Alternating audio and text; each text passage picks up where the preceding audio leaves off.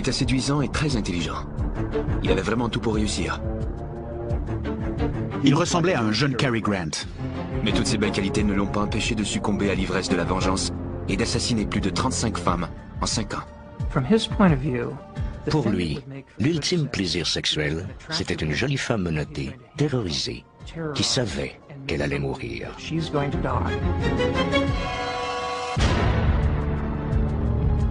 Sure, I get angry. Very, very angry and indignant. I don't like being locked up for something I didn't do, and I don't like my liberty taken away, and I don't like being treated like an animal, and I don't like people walking around and ogling me like I'm some sort of weirdo, because I'm not. Le matin du 24 janvier 1989 à 7 heures, un peu avant le lever du soleil, le bourreau s'affaire à la prison d'État de Stark, en Floride. Plusieurs ont attendu ce jour et redouté qu'il ne vienne jamais. Aujourd'hui, Ted Bundy, le plus célèbre tueur en série des États-Unis, sera exécuté. Après 10 ans dans le couloir de la mort, Bundy va être exécuté pour le meurtre en 1978 de Kimberly Leach, une jeune fille de 12 ans. Il avoue aussi avoir tué plus de 30 autres femmes. Son empreinte sanglante couvre 5 États. L'État de Washington, l'Oregon, l'Utah, l'Idaho et le Colorado. Depuis sa capture en 1976, Bundy capte l'attention de tous les médias. I'll plead not guilty right now. Le pays est fasciné par cet ancien Boy Scout, ce brillant étudiant en droit, ce jeune républicain qui a même été une étoile montante de la politique à Washington. Le Ted Bundy que nous avons connu, avant qu'il ne soit arrêté et accusé, était un type très bien. On le comptait parmi nos amis. Il n'avait rien d'insolite ou d'inquiétant. Une fois arrêté, Bundy nargue la justice. En attendant son procès pour meurtre au Colorado, il s'évade à 2 reprises. Après son arrestation en Floride, il assure lui-même sa défense et pose comme une vedette devant une horde d'admiratrices envoûtées. Il se comportait comme une star du cinéma et lorsqu'il faisait un clin d'œil aux femmes, elles gloussaient avec lui. Mais ces filles ne saisissaient pas que si elles l'avaient rencontré un soir dans la rue, elles auraient bien pu être au nombre de ses victimes. Mais lorsque vient l'heure d'entrer dans la salle d'exécution, Bundy perd sa belle assurance. Bundy semblait résigné à son sort, mais il est resté pétrifié en voyant la chaise électrique. À l'extérieur de la prison, une foule d'environ 500 personnes attend avidement l'annonce de sa mort en chantant « Brûle, Bundy, brûle !»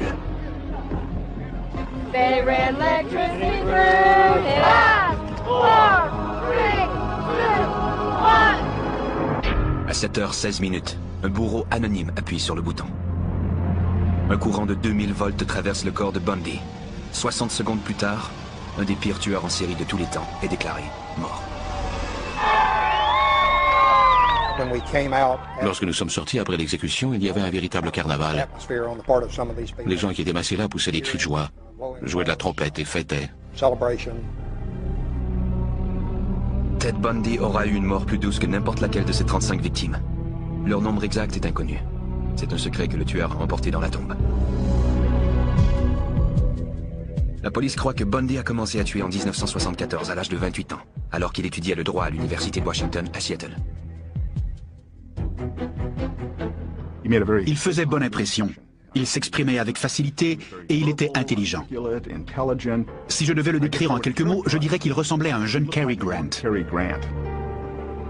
À l'époque, personne n'aurait pu deviner que ce jeune homme, en apparence irréprochable, était à la veille de commettre une longue série de meurtres, violents, torturant et démembrant ses victimes.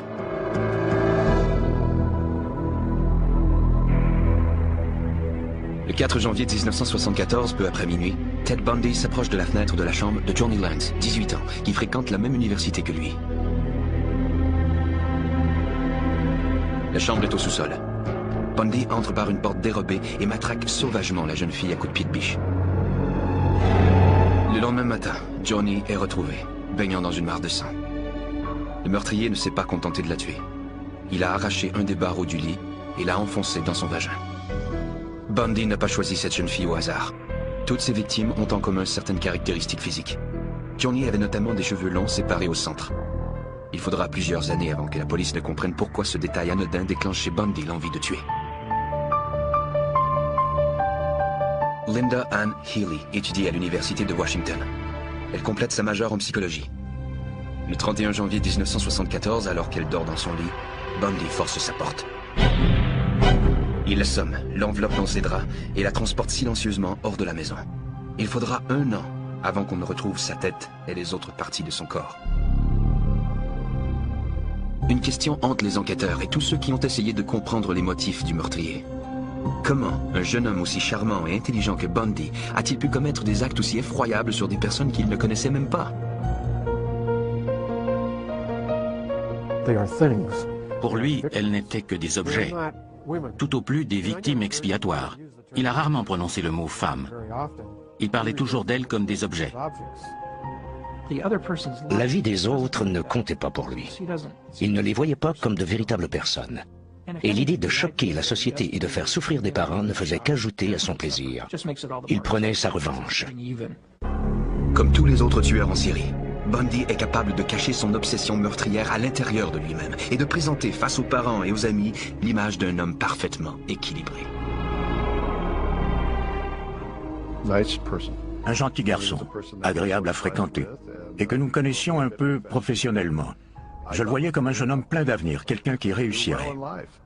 Un des aspects essentiels de son masque était la sincérité. Il semblait incarner la franchise. Mais les apparences sont trompeuses, et Bundy était passé maître dans l'art de tromper ses semblables. Évidemment, à l'époque, je n'ai pas vu que c'était un masque minutieusement mis au point, dont il se servait dans ses échanges sociaux. Je n'ai jamais entrevu le monstre qui se cachait derrière ce masque. Le monstre qui se réveille en 1974 sommeille depuis longtemps derrière ce masque. Peut-être même depuis la petite enfance. Il m'a toujours semblé que son enfance, son apparence normale, cachait une grande hostilité envers quelqu'un, probablement sa mère.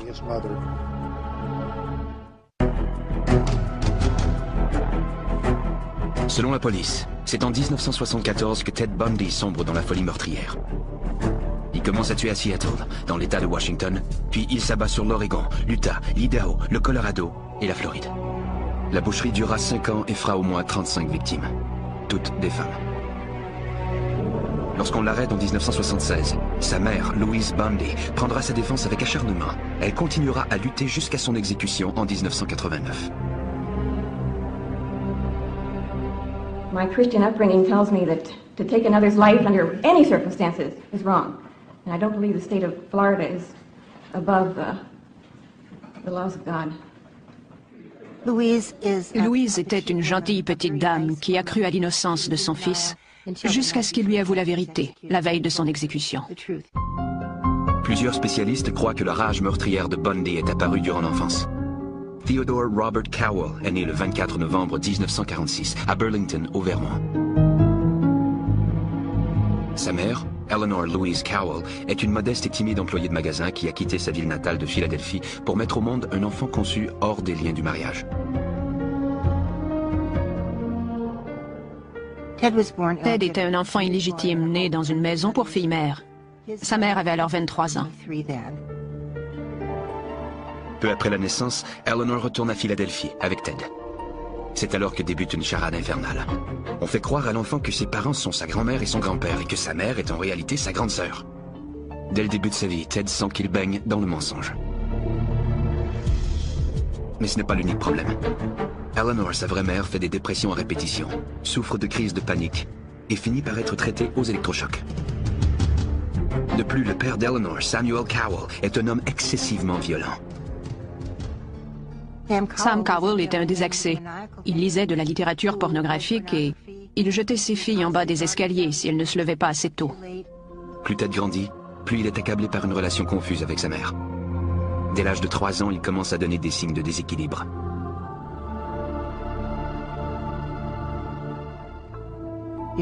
Un jour, sa tante faisait la sieste. En s'éveillant, elle constate que Ted avait sorti tous les couteaux de cuisine et qu'il les avait disposés autour d'elle pour que les lames soient pointées vers elle. Inquiète du comportement de son fils et désireuse d'échapper à l'emprise de son père, Eleanor déménage à Tacoma, Washington, tout près de chez son oncle Jack Cowell. Ted avouera plus tard qu'il a été anéanti quand il a dû s'éloigner de celui qui croyait être son père. À Tacoma, Eleanor se fait appeler Louise, son second prénom, et travaille comme secrétaire au conseil des églises. Un soir, elle fait la rencontre de John Culpeper Bundy, cuisinier dans un hôpital. Un an plus tard, il se marie et Ted se voit octroyer le nom qu'il portera jusqu'à sa mort, Theodore Robert Bundy.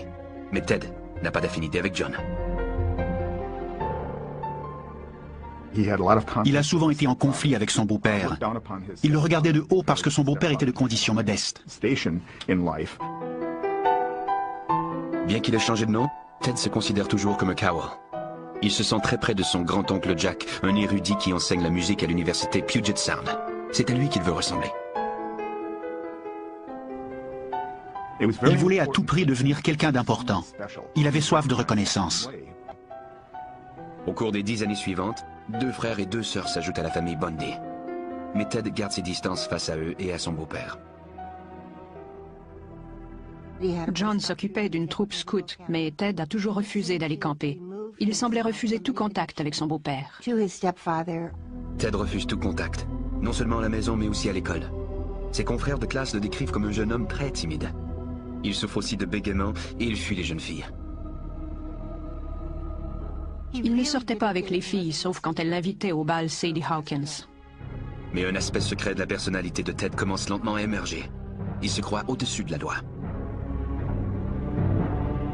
Avant l'âge de 15 ans, il est un voleur à l'étalage accompli.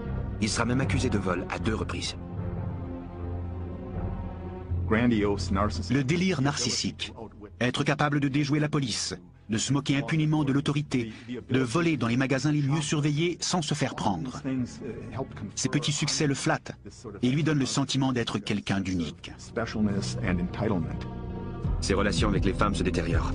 Il s'adonne au voyeurisme. La nuit, il va de fenêtre en fenêtre cherchant à épier des jeunes filles dans l'intimité de leur chambre. Certains croient même que Ted Bundy a commencé à tuer à cette époque, c'est-à-dire dès l'âge de 15 ans.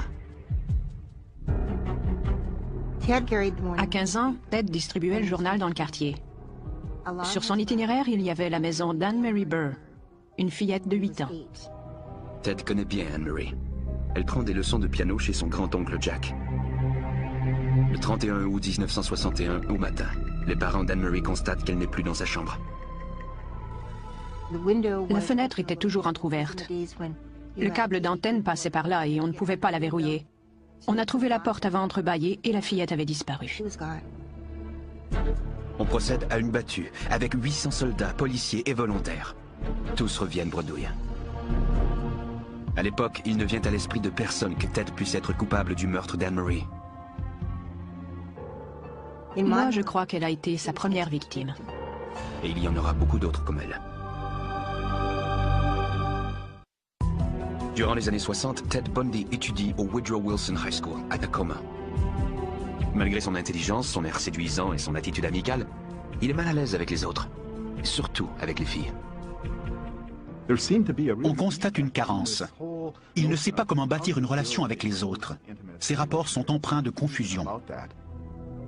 L'arène où il se sentait à la hauteur, c'était la classe. Durant les cours, il pouvait manifester ses aptitudes verbales et impressionner les professeurs. Il termine ses études secondaires en 1965 avec la mention « Bien ». Il entre ensuite à l'université de Puget Sound, mais il se sent anonyme et perdu sur l'immense campus. Dans son fort intérieur, Ted ne se sentait pas à la hauteur. Mais il pouvait faire illusion et donner l'impression qu'il était sûr de lui. Perpétuant l'illusion, il s'inscrit en 1967 au programme d'études orientales de l'Université de Washington pour y apprendre le chinois. Il se donne aussi une nouvelle personnalité. L'ancien Ted était timide et renfermé. Le nouveau sera spirituel, sympathique et plein d'assurance. La supercherie vient près de réussir. À l'université, Ted rencontre Stephanie Brooks. Il est séduit par ses cheveux longs, séparés au centre. Stephanie vient d'une famille riche. Elle est raffinée. Elle a une grande expérience du monde. Elle est tout ce que Ted voudrait être. Il se disait, elle est parfaite, elle est belle, elle est riche. Autant que la chose soit possible, il était en amour. Ils demeurent ensemble pendant 1 an. Pour la première fois, Ted fait l'expérience d'une relation sexuelle avec une femme. Il est en amour. Mais pour Stephanie, ce n'est qu'un amour passager entre étudiants, une relation sans avenir. De plus, elle trouve que Ted manque de maturité. Ted est obsédé par Stephanie. Puis un jour, elle lui annonce qu'elle met fin à leur idylle. Elle lui a reproché de ne pas avoir de but, de manquer d'ambition, d'être incapable de faire des projets. Ted est démoralisé. Son univers s'écroule. Il décide d'abandonner ses études et de retourner voir sa famille à Philadelphie. Cette visite a un but caché, éclaircir le mystère entourant ses origines. Qui est-il au juste? Il vérifie les registres d'état civil de Philadelphie, puis ceux de Burlington au Vermont, et fait une découverte qui confirme ses soupçons. Il a découvert que la femme qui prétendait être sa sœur était en réalité sa mère. Quand on se rend compte qu'on nous a menti à propos de nos origines, ça peut causer un choc émotif terrible. Il avait une perception très confuse de son identité. Selon plusieurs, il a été très ébranlé en constatant qu'il était un enfant illégitime. Il a découvert qu'il avait été trahi par une femme, sa propre mère. Et il a fait cette terrible découverte au moment où il vivait sa première peine d'amour, alors qu'il se sentait rejeté par la femme qu'il aimait. Plusieurs spécialistes croient que c'est à ce moment que Ted Bundy a décidé de se venger en immolant toutes celles qui avaient détruit sa vie. Mu par une froide résolution, il retourne à l'université de Washington, loue une chambre dans les environs et suit des cours en psychologie. Il a d'excellentes notes. Il semble avoir retrouvé son entrain et s'être fixé un but dans la vie. Quels que soient les démons qui l'habitent, Ted Bundy les cache bien. Il fait partie de ces nombreuses personnes qui sont capables de compartimenter leur vie. Le monstre qu'il habitait était enfermé dans l'un de ces compartiments. À première vue, sa vie semble s'être considérablement améliorée. En 1969, il fait la rencontre d'Elizabeth Kendall, une jeune divorcée. L'amitié fait vite place à l'amour. Une jeune fille brillante et timide. Elle venait de l'Utah. Ils se sont rencontrés dans un pub et elle en est tombée éperdument amoureuse. Cette relation semble opérer un miracle. Mais c'est une façade. Ted est toujours habité par son désir de vengeance. Quand on est animé par des sentiments aussi négatifs, on ressent de l'envie et on cherche à détruire la beauté chez les autres. En tête de sa liste noire, il y a Stephanie Brooks. Il continue à échanger en secret avec elle, espérant qu'elle en vienne à l'aimer comme il l'a aimé, afin de pouvoir la blesser autant qu'elle l'a blessé. Pour rehausser son charisme, il s'engage dans la politique régionale et participe à la campagne de réélection du gouverneur.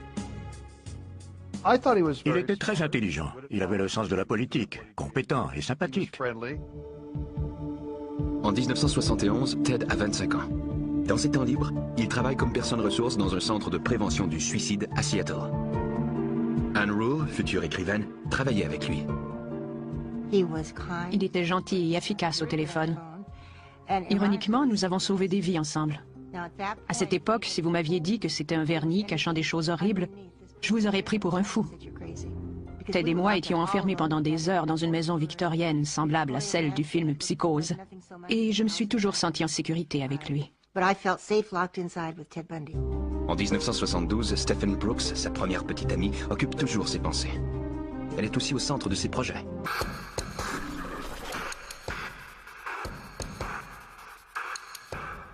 Il la revoit lors d'un voyage d'affaires à San Francisco. Stephanie est emballée par le nouveau Ted Bundy.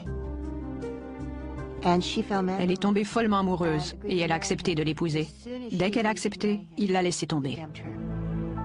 2 jours plus tard, le 4 janvier 1974, Ted Bundy se lance dans une orgie de meurtre qui durera 5 ans et qui plongera la population dans l'horreur.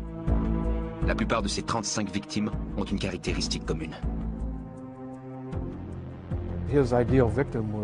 Ses victimes étaient toutes des femmes assez jolies et plutôt frêles, avec des cheveux longs séparés au milieu. Elles sont toutes le portrait de Stephanie Brooks. Le 4 janvier 1974, quelques jours après avoir rompu avec Stephanie Brooks, Ted Bundy libère le monstre qui sommeille en lui. En 6 mois, 8 femmes disparaissent des campus des universités de l'État de Washington, de l'Oregon et de l'Utah. Je crois qu'il était en chasse 24 heures sur 24 et qu'il choisissait minutieusement ses proies. Il devait y en avoir aussi qui, pour lui, se trouvaient au bon endroit, au bon moment. Ces 2 premières victimes sont des étudiantes de l'université de Washington. On préférait croire que le meurtrier qui était venu hanter notre communauté était quelqu'un de l'extérieur. On ne pensait pas que le tueur pouvait être l'un des nôtres. Même sa petite amie, Elizabeth Kendall, ne sait pas qui est réellement Ted Bundy. De février à mai, 6 femmes disparaissent. Carol Valenzuela, Nancy Wilcox, Donna Manson, Susan Rancourt, Brenda Ball et Roberta Parks. On n'a pas pu faire de lien car les meurtres avaient eu lieu dans des juridictions différentes. C'était un mystère. Comment des jeunes filles pouvaient-elles disparaître ainsi? Elles parcouraient à peine 10 mètres sur le campus et, pouf, elles s'évaporaient. Comment était-ce possible? Elle s'appelait Georgine Hawkins. Des années plus tard, alors qu'il est incarcéré, Bundy décrit les méthodes employées pour attirer et capturer ses victimes. Il exploite d'abord leur sensibilité en prétendant qu'il est blessé. Il choisissait toujours des jeunes filles serviables. Il marchait avec des béquilles. Il échappait un livre et il leur disait « Pourriez-vous m'aider à transporter ça jusqu'à ma voiture ?» C'est ainsi qu'il procède avec Georgine Hawkins. Et quand elle se penche pour mettre ses livres dans la voiture, il empoigne la barre de fer qu'il a dissimulée, la frappe à la tête et la pousse à l'intérieur. Il leur attachait les mains avec des menottes ou une lanière de cuir. La banquette arrière était repliée de sorte qu'il pouvait les coucher sur le plancher de la voiture sans que personne ne puisse les voir. Bundy conduit habituellement sa victime dans la forêt entourant Seattle. Puis, si elle a survécu au matraquage, il la viole. Pour lui, l'ultime plaisir sexuel, c'était une jolie femme menottée, terrorisée, qui savait qu'elle allait mourir. Un jour, dans le couloir de la mort, quelqu'un lui demande ce qu'il ressent lorsqu'il tue. Il a répondu « Le meurtre n'a rien à voir avec le désir ou la violence. Il a à voir avec la possession. Regarder une femme dans les yeux et la sentir pousser son dernier soupir, c'est être Dieu. » Quand il a terminé, il abandonne le corps dans la forêt. Mais plus tard, il revient sur les lieux. Il retournait à plusieurs reprises sur le lieu de son crime, pas tellement pour effacer des indices que pour commettre d'autres méfaits. On le soupçonne d'avoir apporté un corps chez lui et de l'avoir habillé avec des vêtements qui n'appartenaient pas à la victime. Il se servait de maquillage pour la rendre plus attirante. Mais ce n'était pas toujours le cas. Il a eu des rapports sexuels avec des corps en état de décomposition. Selon les psychiatres, le cas de Bundy est unique, car ce dernier appartient à 2 types différents de tueurs en série. Il est à la fois un tueur sadique et un tueur nécrophile. Les caractéristiques types sont la perversion, l'absence de conscience et la tendance à sacrifier la vie d'une autre personne au nom de son propre plaisir sexuel. Ça tient essentiellement à cela. Après 8 meurtres, Ted Bundy est maintenant un tueur expérimenté. En juillet 1974, son obsession le pousse à assassiner 2 femmes en une même journée. C'était un beau dimanche après-midi. Il devait faire 32 degrés, ce qui n'arrive pas souvent ici. Toute la ville était au parc du lac Sammamish. Janice Ott est elle aussi au parc. Elle est étendue sur la plage lorsque Ted s'approche d'elle, un bras en écharpe. Il lui demande si elle peut l'aider à attacher la remorque de son bateau. Lorsqu'elle s'est levée, elle lui a tendu la main et elle a dit « Bonjour, je m'appelle Jan ». Il a répondu « Moi, c'est Ted ». Janice s'éloigne en compagnie de Ted. On ne la reverra jamais vivante. 1 heure plus tard, Ted est de retour sur la plage. Cet après-midi-là, entre 13h et 16h30, il a approché au moins 4 ou 5 autres femmes. Mais quelque chose chez Ted les dérange. Denise Naslund, elle, est moins méfiante. Vers 17h, elle se dirige vers les toilettes de la plage. Elle était là avec son petit ami, son chien et un couple d'amis. Elle s'est dirigée vers les toilettes avec le chien. Le chien est revenu, mais sans elle. Après la disparition de Hart et de Naslund, ceux qui ont aperçu ce mystérieux Ted au parc se manifestent. La police fait circuler un portrait robot. Elle recueille 3500 descriptions et dresse une liste de suspects potentiels ayant pour prénom Ted. Le nom de Bundy figure sur cette liste. Le prénom Ted a été mentionné. Je n'ai pas fait le rapprochement à l'époque. C'est à ses actes que l'on reconnaît un monstre. Entre 1973 et 1974, le monstre travaillait pour l'Office de planification de la justice du comté de King. Il effectuait une recherche sur les violeurs et leurs victimes. Mais il étudiait en même temps, secrètement, les méthodes que la police utilisait pour dépister les violeurs. En octobre 1974, la police trouve 5 autres corps. Mais la plupart sont décomposés ou se réduisent à quelques os éparpillés.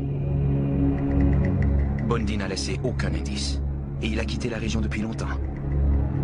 2 mois plus tôt, il avait été accepté à la faculté de droit de l'université de l'Utah. Mais il ne peut plus s'empêcher de tuer. Le Ted Bundy que j'ai connu n'était pas un meurtrier. Mais il l'était peut-être 1 heure plus tard. C'est ça qui est terrible. Le tueur qui se cache derrière le masque du charme et de la sincérité est à la veille d'apparaître, au grand jour.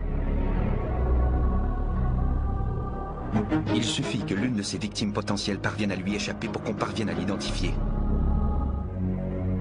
Au début de novembre 1974, Ted Bundy avait assassiné au moins 11 femmes dans les États de Washington et de l'Oregon, et 2 autres dans l'Utah où il demeure. Outre ce passe-temps morbide, il étudie le droit à l'université de l'Utah. Il serait sûrement devenu avocat s'il n'avait pas été perpétuellement rongé par son obsession. Les tueurs en série sont comme des toxicomanes. Le meurtre est leur drogue, et ils doivent sans cesse augmenter la dose afin de retrouver le plaisir qu'ils ont ressenti la première fois. Mais Bundy est sur le point de commettre sa première erreur. Le 8 novembre, dans un centre commercial, il se fait passer pour un policier en civil et essaie d'enlever Carol DeRanch. Il fait croire à la jeune fille de 19 ans qu'un voleur a forcé sa voiture, et après être monté dans le véhicule, il tente de la menotter. Mais Carol se débat, et malgré les menottes, elle parvient à s'éjecter de la voiture et à prendre la fuite. Nous avions une victime qui avait survécu et qui était en mesure de décrire le suspect et son véhicule. De plus, elle nous apportait une pièce à conviction, soit les menottes fixées à ses poignets. Mais la police ignore encore l'identité de l'assaillant. De plus, Bundy est passé maître dans l'art du déguisement. Il changeait continuellement d'aspect. Il portait tantôt une barbe, tantôt les cheveux longs. Une fois, il s'est même coupé les cheveux très courts. Son signalement variait constamment. Au début de 1975, Bundy élargit son champ d'action de l'Utah jusqu'à l'Idaho et le Colorado. Entre janvier et août, il tue 8 autres femmes. Mais rien ne semble relier ces meurtres entre eux. Depuis juillet 1974, la police de l'État de Washington a ramené la liste des suspects ayant Ted pour prénom à 200 personnes. Ted Bundy y figure toujours, mais personne n'oserait encore accuser l'étudiant en droit de l'université de l'Utah. À cette époque, les disparitions étaient de plus en plus rapprochées. Tout semblait mieux planifié. Mais la chance de Bundy va bientôt tourner. Le 15 août, au petit matin, il conduit de façon erratique. Un policier lui fait signe d'immobiliser sa voiture et décide de fouiller son véhicule. Au cours de la fouille, le policier est tombé sur un sac. Et dans ce sac, il y avait un pied de biche, une paire de menottes et une cagoule de skieur. Il ne se déplaçait pas sans ses outils de torture. Pris pour un cambrioleur, Bundy est aussitôt arrêté. La police trouve aussi des reçus d'essence et des cartes routières qui plus tard le relieront au meurtre commis au Colorado. Mieux encore, lors de la parade d'identification au poste de police, Carol DeRanch le reconnaît comme son agresseur. On était bouleversés, on n'y croyait pas. On a organisé une collecte de fonds pour sa défense. On était sûr que la police s'était trompée. Le 23 février 1976, Ted Bundy subit son premier procès. Il est accusé de tentative d'enlèvement. Au début, il est calme. Il ne doute pas un seul instant de son acquittement. Puis, Carol DeRanch vient à la barre des témoins, décrit ce qu'elle a subi et le désigne comme son agresseur. Bundy est reconnu coupable et condamné à 15 ans de prison. Tandis qu'il purge sa peine, les enquêteurs parviennent à le relier au meurtre de Karen Campbell au Colorado. Mais rien ne désarçonne Ted Bundy, même faire la manchette aux infos du soir. Have you ever physically harmed anyone? Ever physically harmed anyone? No. No. You know, again, not in the context, I think, that you're speaking of. Ted avait beaucoup d'assurance, au point de paraître suffisant. Et ce, même lorsque les accusations de meurtre ont été déposées contre lui. En avril 1977, il est transféré au Colorado dans l'attente de son procès. Il décide alors de congédier ses avocats et d'assurer lui-même sa défense.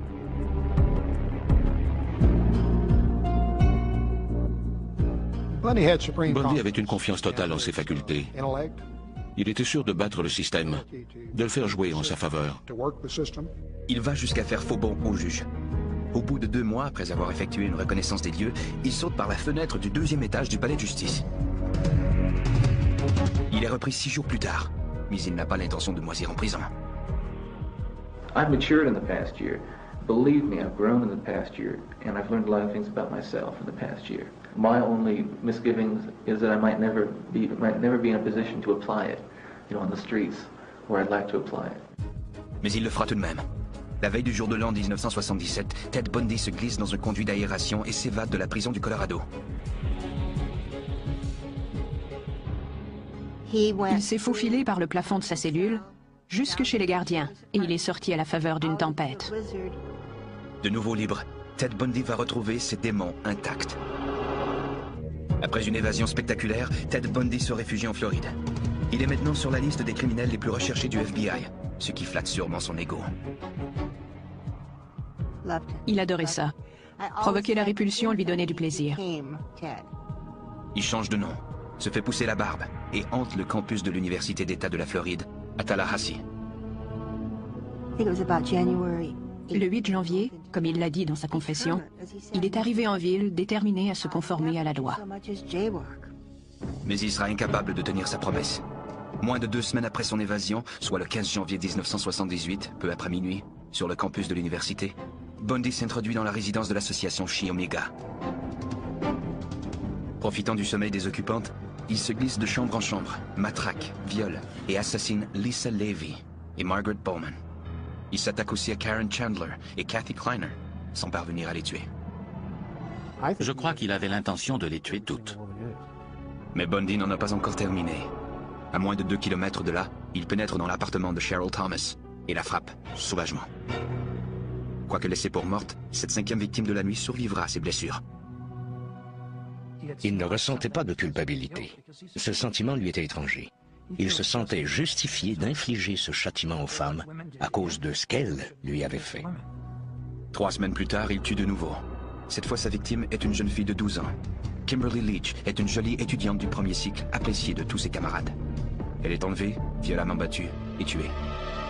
Le 15 février 1978, un patrouilleur s'approche d'une coccinelle Volkswagen déclarée volée. Ted a tenté de s'enfuir à pied. Il y a eu affrontement, des coups de feu ont été tirés et le policier est parvenu à lui mettre la main au collet.